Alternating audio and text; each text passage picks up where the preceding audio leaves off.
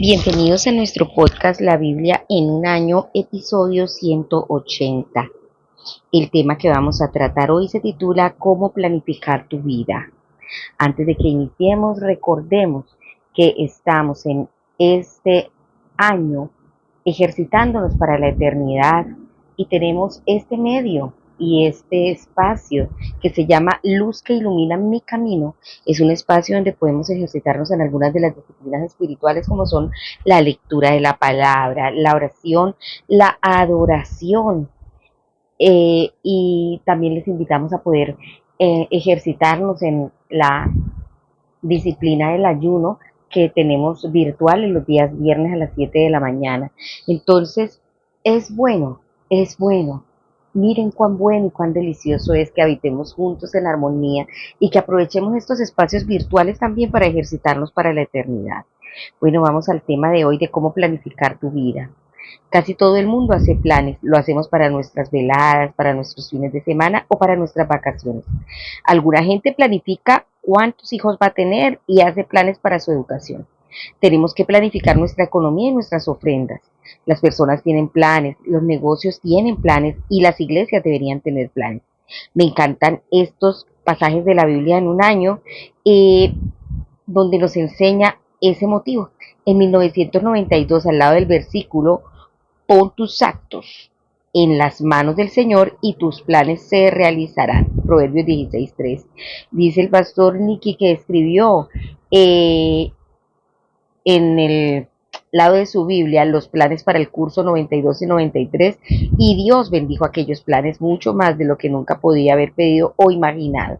Desde entonces, cada año he escrito los planes para el año venidero. Me resulta de mucho ánimo y edifica mi fe echar la vista atrás y ver lo que el Señor ha hecho por nosotros a lo largo de los años. Es muy fácil olvidar su amor, su fidelidad y su misericordia, pero cuando escribimos nuestras peticiones, cuando escribimos nuestras oraciones, por lo menos en mi cuaderno de oración personalmente, vuelvo y reviso las peticiones que hice un día y puedo ver cómo el Señor las ha contestado con su gracia, con su amor y con su misericordia. Bueno, vamos entonces ahora a leer Proverbios capítulo 15. Vamos a leer desde el verso 31 y el capítulo 16 del 1 al 7. Dice así Proverbios 15, 31. Recuerden que estamos leyendo este año en Nueva Traducción Viviente, NTV. Si escuchas la crítica constructiva, te sentirás en casa entre los sabios. Si rechazas la disciplina, solo te harás daño a ti mismo. Pero si escuchas la corrección, crecerás en entendimiento. El temor del Señor enseña sabiduría. La humildad precede a la honra. Proverbios capítulo 16. Podemos hacer nuestros propios planes, pero la respuesta correcta viene del Señor. La gente puede considerarse pura según su propia opinión, pero el Señor examina las intenciones. Pon todo lo que hagas en manos del Señor y tus planes tendrán éxito. El Señor ha hecho todo para sus propios propósitos, incluso al perverso para el día de la calamidad. El Señor detesta a los orgullosos. Ciertamente recibirán su castigo. Con amor inagotable y fidelidad se perdona el pecado. Con el temor del Señor el mal se evita. Cuando la vida de alguien agrada al Señor, hasta sus enemigos están en paz con él. Amén. Este texto me encanta. Y este versículo último, el 7, es un versículo que tengo para mi propia vida y lo enseño a mis hijos. En el contexto de que muchas veces dicen, ay, es que me hacen bullying en el colegio, que esto me pegan. Y entonces yo les digo, usted ocúpese de estar bien con el Señor, porque Él dice que hasta a sus enemigos hace estar en paz cuando nosotros estamos en paz con el Señor. Bueno, el primer punto que lo vamos a estudiar este texto de Proverbios que acabamos de leer, estos versículos, es en este primer punto que se titula Nuestros planes. Aunque no siempre acertemos, al menos yo no, bueno, yo tampoco, a veces nos equivocamos en nuestros planes. No está mal hacer planes, de hecho es bueno planear con anticipación. Como se ha señalado, cuando Noé construyó el arca aún no estaba lloviendo, y el autor de Proverbios dice: los planes son del hombre, pon tus actos en manos del Señor y tus planes se realizarán. Aquí vemos la clave para el éxito. Tus planes nunca deberían ser hechos independientemente del Señor. Estás llamado a una relación con Él y tus planes necesitan estar en sintonía con sus planes. Tu visión y tus planes tienen que ser dirigidos por el Espíritu. Al sentir cómo Dios te guía, encomienda tus planes al Señor, trayéndolos y poniéndolos ante Él. Entonces Dios promete que tus planes se realizarán. ¿Qué significa encomendar al Señor todo lo que haces? Lo primero es cooperar. Una traducción de la palabra hebrea encomendar es rodar hacia. Hay dos maneras de ir por la vida. Una es decidir que somos perfectamente capaces de dirigir nuestra propia vida sin Dios y hacemos planes independientemente de Dios según nos place. Este es el camino del orgullo y la independencia. Al orgullo no se le puede decir nada porque piensa que ya lo sabe todo. El otro es el estar dispuesto a dejar de un lado sus propios deseos. Este es el camino de la fe y la humildad. La humildad precede a la honra, dice la palabra del Señor. Dios tiene planes nuevos para tu vida. Eso lo vemos en Jeremías 29:11, en Romanos 12:2, en Efesios 2:10. Coopera con humildad con Él, siempre dispuesto a dejar todo lo que choque con su propósito para tu vida.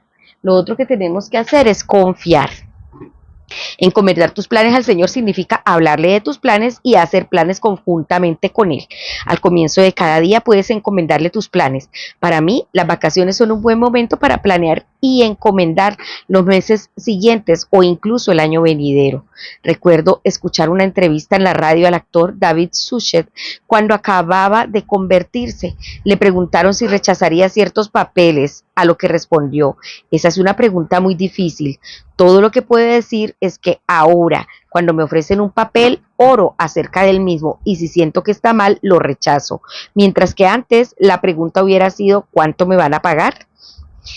Bueno, lo tercero, en como lo que significa encomendar nuestros planes al Señor, es consultar. El Señor advierte: hay de los que ejecutan planes que no son míos y que bajan a Egipto sin consultarme. Eso lo dice Isaías 30, del 1 al 2. Encomendarse al Señor significa consultarle y discutir tus planes con Él, buscando su sabiduría y su consejo. En las decisiones importantes, una persona sabia consultará a otras personas para verificar que ha oído con exactitud al Señor. Si has encomendado tus planes al Señor, puedes confiar en su promesa de éxito. Dios tiene soberanía sobre tus planes. El hombre propone y Dios dispone. El corazón del hombre traza su rumbo, pero sus pasos los dirige el Señor. Dios te da la libertad y la responsabilidad de hacer planes. Hacerlos es algo positivamente bueno para ti. Aún así, Dios asocia tus decisiones a tu futuro. No hay razón para ser pasivo o tener un sentimiento fatalista, sino que más bien esto te da ánimo para que estés seguro de que en última instancia Dios tiene el control de tu vida. No necesitas quedarte paralizado en un permanente estado de indecisión. Puedes confiar en que Dios hará que todo obre para bien de aquellos que lo aman. Eso lo encontramos en Romanos 8:28. Vamos a orar. Tome ahí un momento para entrar en el gimnasio espiritual y ejercitarse en la disciplina de la oración. Amado Señor, hoy quiero alabarte y te doy gracias por la manera formidable en la que bendices los planes que te encomiendo. Gracias, Señor, porque tu presencia va con nosotros, porque así como lo has prometido, darnos descanso, Señor, y mostrarnos tu voluntad. Este momento quiero decirte, Señor, que te encomendamos todos nuestros planes para el futuro, los planes a corto plazo, los planes a mediano plazo y los planes a largo plazo. Todos los encomendamos a ti, reconociendo que tú eres Dios, que tú eres Rey y que tú eres Señor, el Señor de nuestra vida. En el nombre de Cristo Jesús. Amén. Gloria al Señor. Bueno, entonces ahora vamos a leer Hechos capítulo 19. Vamos a leer desde el verso 14 hasta el verso 41. Recuerden que estamos leyendo en Nueva Traducción Viviente. 7 de los hijos de Esceva, un sacerdote principal, hacían esto. En una ocasión que lo intentaron, el espíritu maligno respondió: conozco a Jesús y conozco a Pablo, pero ¿quiénes son ustedes? Aquí estamos hablando de, el Señor está hablando de su palabra, de que ellos intentaron hacer una liberación a un endemoniado. Entonces el hombre con el espíritu maligno se lanzó sobre ellos y logró dominarlos y los atacó con tal violencia que ellos huyeron de la casa desnudos y golpeados. Esta historia corrió velozmente por todo Éfeso, entre los judíos, griegos, por igual. Un temor solemne descendió sobre la ciudad y el nombre del Señor Jesús fue honrado en gran manera.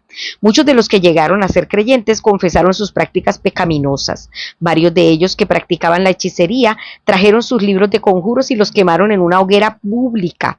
El valor total de los libros fue de 50,000 monedas de plata y el mensaje acerca del Señor se extendió por muchas partes y tuvo un poderoso efecto. Tiempo después, Pablo se vio obligado por el Espíritu a pasar por Macedonia y Acaya antes de ir a Jerusalén, y después de eso dijo: tengo que ir a Roma. Envió a sus 2 asistentes, Timoteo y Erasto, a que se adelantaran a Macedonia, mientras que él se quedó un poco más de tiempo en la provincia de Asia. Disturbio en Éfeso. Por ese tiempo se generó un grave problema en Éfeso con respecto al camino. Comenzó con Demetrio, un platero que tenía un importante negocio de fabricación de templos de plata en miniatura de la diosa griega Artemisa.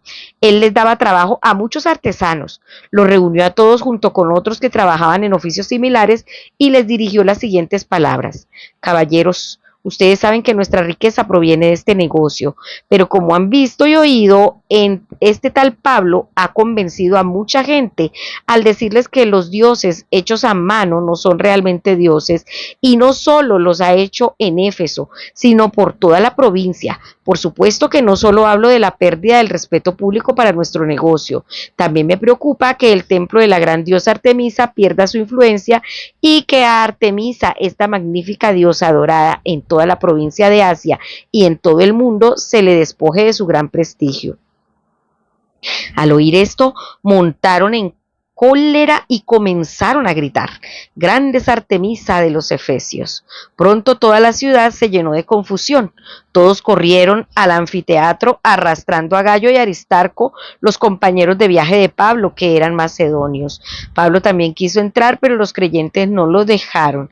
Algunos de los funcionarios de la provincia, amigos de Pablo, también le enviaron un mensaje para suplicarle que no arriesgara su vida por entrar en el anfiteatro.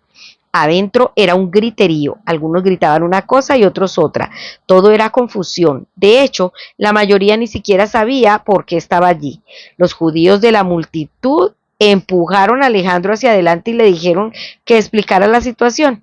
Él hizo señas para pedir silencio e intentó hablar, pero cuando la multitud se dio cuenta de que era judío, empezaron a gritar de nuevo y siguieron sin parar como 2 horas. Grande es Artemisa de los Efesios, grande es Artemisa de los Efesios. Por fin el alcalde logró callarlos lo suficiente para poder hablar. Ciudadanos de Éfeso, les dijo, todos saben que la ciudad de Éfeso es la guardiana oficial del templo de la gran Artemisa, cuya imagen nos cayó del cielo. Dado que esto es un hecho innegable, no deberían perder la calma ni hacer algo precipitado. Ustedes han traído a estos hombres aquí, pero ellos no han robado nada del templo ni tampoco han hablado en contra de nuestra diosa. Si Demetrio y los artesanos tienen algún caso contra ellos, las cortes están en sesión y los funcionarios pueden escuchar el caso de inmediato. Dejen que ellos presenten sus cargos formales y si hubiera quejas sobre otros asuntos podrían resolverse en una asamblea legal. Me temo que corremos peligro de que el gobierno romano nos acuse de generar disturbios, ya que no hay razón para todo este alboroto, y si Roma exige una explicación, no sabremos qué decir. Entonces los despidió y ellos se dispersaron. Vamos a estudiar el segundo punto, que se titula Los planes de Pablo. Pablo era un pensador estratégico que elaboró cuidadosamente sus planes.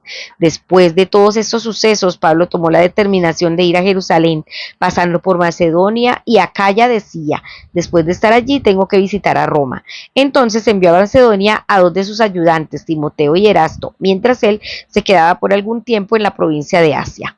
La visión de Pablo, su misión y sus planes giraban en torno a la evangelización de todo el mundo conocido. Su estrategia se centró en las ciudades Jerusalén, Roma, Corinto y Éfeso.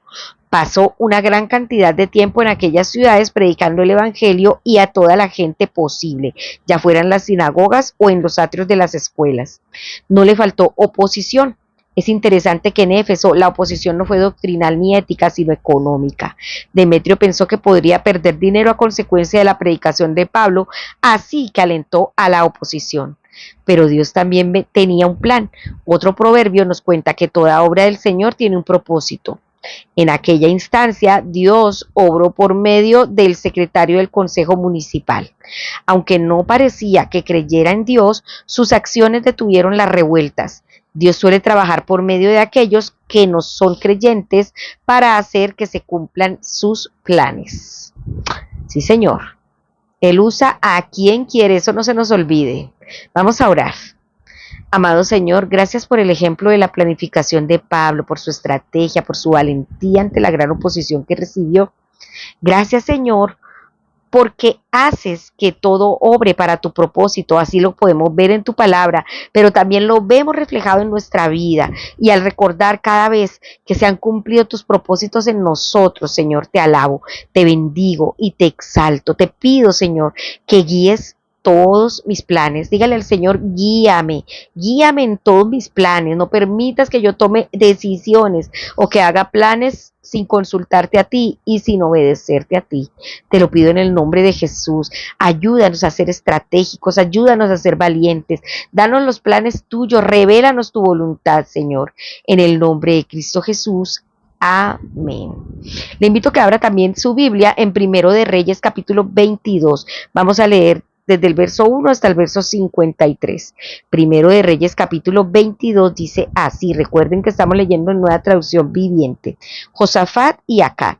Durante 3 años no hubo guerra entre Aram e Israel, pero al tercer año el rey Josafat de Judá fue a visitar a Acab, rey de Israel. Durante la visita, el rey de Israel dijo a sus funcionarios: ¿se dan cuenta de que la ciudad de Ramón de Galaad nos pertenece?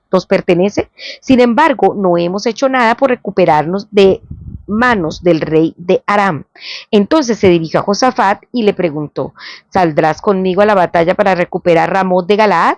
Por supuesto, contestó Josafat al rey de Israel: tú y yo somos como uno solo, mis tropas son tus tropas y mis caballos son tus caballos.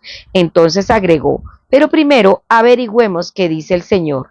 Así que el rey de Israel convocó a los profetas, unos 400 en total, y les preguntó: ¿debo ir a pelear contra Ramón de Galaad o desistir? Todos ellos contestaron: sí, adelante, el Señor dará la victoria al rey. Pero Josafat preguntó: ¿acaso no hay también un profeta del Señor aquí?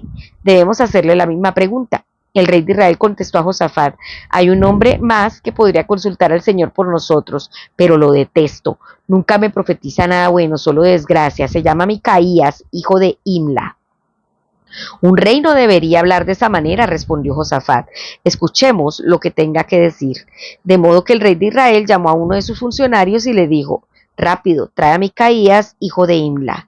Micaías profetiza contra Acab. El rey Acab de Israel y Josafat, rey de Judá, vestidos con sus vestiduras reales, estaban sentados en sus respectivos tronos en el campo de trillar que está cerca de la puerta de Samaria. Todos los profetas de Acab profetizaban allí delante de ellos. Uno de los profetas, llamado Sedequías, hijo de Kenaná, hizo unos cuernos de hierro y proclamó: esto dice el Señor: con estos cuernos cornearás a los arameos hasta matarlos. Todos los demás profetas estaban de acuerdo. Sí, decían: sube a Ramón de Galaad y saldrás vencedor, porque el Señor dará la victoria al rey. Mientras tanto, el mensajero que había ido a buscar a Micaías le dijo: mira, todos los profetas le prometen victoria al rey. Ponte tú también de acuerdo con ellos y asegúrate que saldrá vencedor. Pero Micaías respondió: tan cierto como que el Señor vive, solo diré lo que el Señor me indique. Cuando Micaías se presentó ante el rey Acab, le preguntó: Micaías, ¿debemos ir a pelear contra Ramón de Galaad o desistir? Micaías le respondió con sarcasmo: sí, sube y saldrás vencedor, porque el Señor dará la victoria al rey. Pero el rey le respondió con dureza: ¿cuántas veces tengo que exigirte que solo me digas la verdad cuando hables de parte del Señor? Entonces Micaías le dijo: en una visión vi a todo Israel disperso por los montes, como ovejas sin pastor, y el Señor dijo: han matado a su amo, envíalos a sus casas en paz. ¿No te dije?, exclamó el rey de Israel a Josafat. Nunca me profetiza otra cosa que desgracias. Micaías continuó diciendo: escucha lo que dice el Señor. Vi al Señor sentado en su trono rodeado de todos los ejércitos del cielo, a su derecha y a su izquierda. Entonces el Señor dijo: ¿quién puede seducir a Acab para que vaya a pelear contra Ramón de Galaad y lo maten?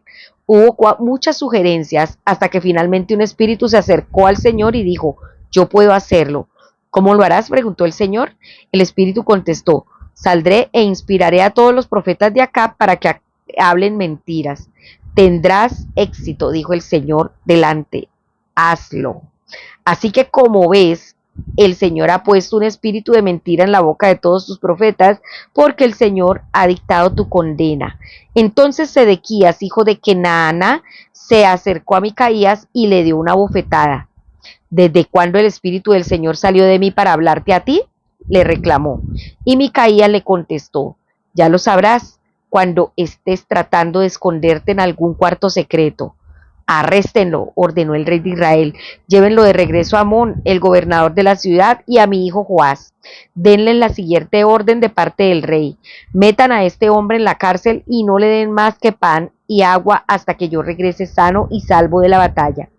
Pero Micaías respondió: si tú regresas sano y salvo, eso significará que el Señor no habló por medio de mí. Entonces, dirigiéndose a los que estaban alrededor, agregó: todos ustedes tomen nota de mis palabras. Muerte de Acab. Entonces Acab, rey de Israel, y Josafat, rey de Judá, dirigieron a sus ejércitos contra Ramón de Galaad.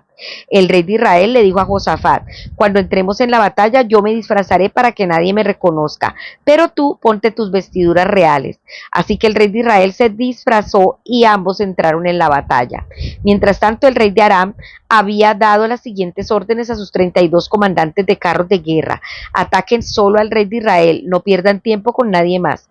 Entonces, cuando los comandantes arameos de los carros vieron a Josafat en sus vestiduras reales, comenzaron a perseguirlo. Allí está el rey de Israel, gritaban. Pero cuando Josafat gritó, los comandantes de los carros se dieron cuenta de que no era el rey de Israel y dejaron de perseguirlo.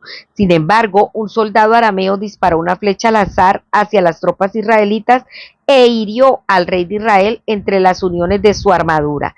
Da la vuelta y sácame de aquí, dijo Acab entre quejas y gemidos al conductor de su carro. Estoy gravemente herido. La encarnizada batalla se prolongó todo ese día y el rey permaneció erguido en su carro frente a los arameos. La sangre de su herida corría hasta llegar al piso del carro y al atardecer murió. Justo cuando se ponía el sol, este clamor recorrió las filas israelitas: estamos perdidos, sálvese quien pueda. Así que el rey murió y llevaron su cuerpo a Samaria, donde lo enterraron. Después lavaron su carro junto al estanque de Samaria y llegaron los perros y lamieron su sangre en el lugar donde se bañaban las prostitutas, tal como el Señor lo había anunciado. Los demás acontecimientos del reinado de Acab y todo lo que él hizo, incluso la historia del palacio de marfil y las ciudades que construyó, están registradas en el libro de la historia de los reyes de Israel. Así que Acab murió y su hijo Ocosías lo sucedió en el trono. Josafat gobierna sobre Judá.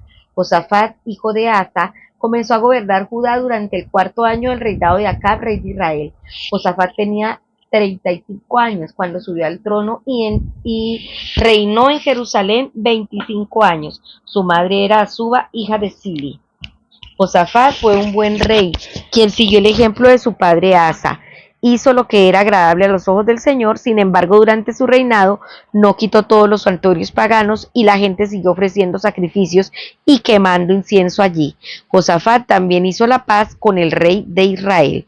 Los demás acontecimientos del reinado de Josafat, el alcance de su poder y las guerras que hizo están registrados en el libro de la historia de los reyes de Judá. Expulsó de la tierra a los demás prostitutos y prostitutas de los santuarios paganos, quienes seguían con sus prácticas desde los días de su padre Asa. En ese tiempo no había rey en Edom, sino solo un regente. Josafat también construyó una flota de barcos mercantes para que navegaran hasta Ofir en busca de oro, pero los barcos nunca llegaron a zarpar porque naufragaron en su propio puerto en Esión-Geber. En una oportunidad, Ocosías, hijo de Acab, le propuso a Josafat: deja que mis hombres naveguen con los tuyos en los barcos. Pero Josafat rechazó la propuesta. Cuando Josafat murió, lo enterraron con sus antepasados en la ciudad de David. Después, su hijo Joram lo sucedió en el trono. Ocosías gobierna sobre Israel. Ocosías, hijo de Acab, comenzó a gobernar Israel en el año 17 del reinado de Josafat en Judá. Reinó en Samaria 2 años e hizo lo malo a los ojos del Señor al seguir el ejemplo de su padre y de su madre, y también el ejemplo de Jeroboam, hijo de Nabat, quien había hecho pecar a Israel. Ocosías sirvió a Baal y le rindió culto, con lo que provocó el enojo del Señor, Dios de Israel, tal como lo había hecho su padre. Así que se repite ese pedazo de que cuando hacen lo malo, como lo hicieron sus padres. El tercer punto de este devocional se titula Los planes de Dios. Vamos a estudiarlo. No es una buena idea intentar ser más listo que Dios. Aquel era el problema de Acab, quien intentó manipular los sucesos y a la gente para derrotar los planes de Dios. Josafat le dijo sabiamente que antes de ir a la guerra con Ramot deberían buscar el consejo de Dios. Antes que nada, consultemos al Señor. Este es otro ejemplo de este principio vital. Si quieres que tus planes tengan éxito, necesitas pedirle a Dios su guía para hacerlos. Los 400 profetas marioneta puede que fueran empleados del Estado que simplemente hicieron aquello por lo que se les pagaba, es decir, repetir como loros lo que el rey quería que dijeran. Pero Josafat sabe que aquello no es una profecía genuina y pregunta: ¿no hay aquí un profeta del Señor a quien podamos consultar? El rey responde: todavía hay alguien por medio de quien podemos consultar al Señor, pero me cae muy mal porque nunca me profetiza nada bueno, solo me anuncia desastres. Se trata de Micaías, hijo de Imla. Micaías, quien era un profeta genuino, les anunció la palabra de Dios para ellos. Mientras que los 400 profetas anunciaron lo que era la opinión popular, Micaías fue el único que de hecho conocía el pensamiento del Señor. No debemos cambiar nuestra opinión por la opinión popular si ésta no viene del Señor. El hecho de que sean muchos más que nosotros no es algo concluyente. Micaías es valiente para decir la verdad. Tan cierto como que vive el Señor, ten la seguridad de que yo le anunciaré al rey lo que el Señor me diga. Les advierte del peligro de ir en contra de los planes de Dios por causar problemas. Le meten en prisión a pan y agua. Acab está resuelto a no escuchar la palabra de Dios, así que continúa con su manipulación. Piensa que puede ser más listo que el Señor, disfrazándose, pero como hemos leído, toda obra del Señor tiene un propósito. Vemos operar este principio cuando alguien disparó su arco al azar e hirió al rey entre las piezas de su armadura. El rey murió y los perros lamieron la sangre, tal como lo había declarado la palabra del Señor. Vamos a orar. Incline ahí su rostro un momento, vamos a reflexionar en cuántas veces hemos tomado decisiones por nuestros propios deseos y anhelos y no hemos querido escuchar la voz de Dios, o si muchas veces la hemos escuchado y la hemos desobedecido igual. Señor, te pedimos en esta hora que seas tú perdonándonos. Primeramente queremos darte gracias, gracias porque tú eres el Señor soberano y controlas los eventos de la historia. Perdónanos, Señor, perdónanos por las veces que hemos sabido que íbamos por mal camino y hemos intentado manipular los eventos. Ayúdanos a estar siempre en consonancia con tus planes, que mis planes sean tus planes y que así esos planes tengan éxito. No quiero hacer mis propios planes, no quiero ser arrogante haciendo lo que a mí me parece, sino que quiero, Señor, obedecerte a ti. En el nombre de Jesús, amén. La pastora Pipa añade el comentario de Proverbios 16:2, donde dice: a cada uno le parece correcto su proceder, pero el Señor juzga los motivos. Ella dice que a veces nuestras motivaciones pueden no ser puras del todo. Tenemos que revisarlas. Esto es algo que debemos revisar continuamente. Esto es algo que debemos revisar a diario. Las motivaciones de nuestro corazón, el por qué nos enojamos, el por qué peleamos, el por qué nos amargamos, el por qué nos frustramos. A veces las motivaciones de eso es puro orgullo y egoísmo y debemos limpiarnos de todo eso. Bueno, hemos terminado ya este tiempo devocional. Recuerden que este devocional fue escrito por el pastor Nicky Gumbel de la iglesia HTV en Londres y la voz de este podcast es de Marisol Rojas. Que el Señor les bendiga.